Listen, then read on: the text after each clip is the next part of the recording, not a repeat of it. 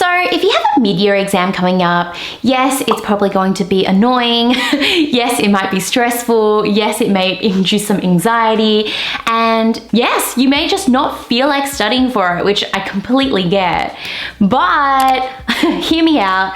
I think this could be a really good opportunity for you to basically test out your skills and really put yourself in the shoes which you will be at the very end of the year when your exam does count. It's also a really good opportunity for you to revise what you've learned so far this year and basically make sure that you're up to scratch, because second half of the year, things definitely pick up. So if you also want to take this as an opportunity just to rehash everything that you've learned so that you're prepped for the second half of the year, then that's a really good idea too. So in what ways can you prepare for your mid-year exam? Write flashcards or exam notes as part of your revision, because this is a really good use of time that's going to help you save time leading up to the exams because you've already got all your notes prepared. Next is to identify any areas of uncertainty in advance. Theoretically, your mid-year exam should be a really good indicator of how you're just generally going in that subject on that specific topic or area of study. So what this means is in the lead up to that mid-year exam,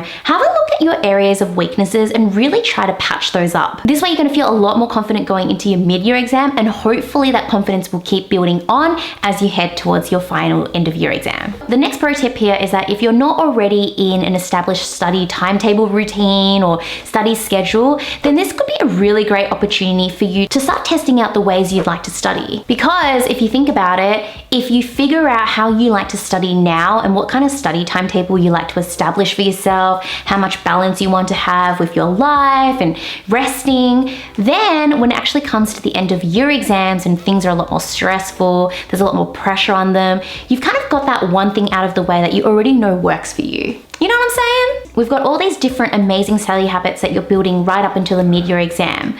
But let's talk about the actual exam on the day. Just remember that this again is a really good opportunity for you to actually test out and live what life will be like in that final end of year exam. Your performance on this day will really help shed some light on how you deal with stress and how you deal with time management as well. Try to avoid cramming. We all know about cramming and how it's not particularly effective over time. So there's no point there. Instead, hopefully you've leveraged some of the tips I provided you throughout this video, and on the day, hey, look, if things don't go to plan, that's okay. You can just remind yourself that, you know, I've put all my effort into this and I've done the best I can, and just remember that this exam itself doesn't count towards anything. By the way, if you're wondering how to exactly plan your days in the lead up to an exam, check out the video on the screen for a day-by-day rundown of how I would approach last-minute exam prep. Now, once you've actually done the exam, woohoo, congratulations, you will get your exam results back.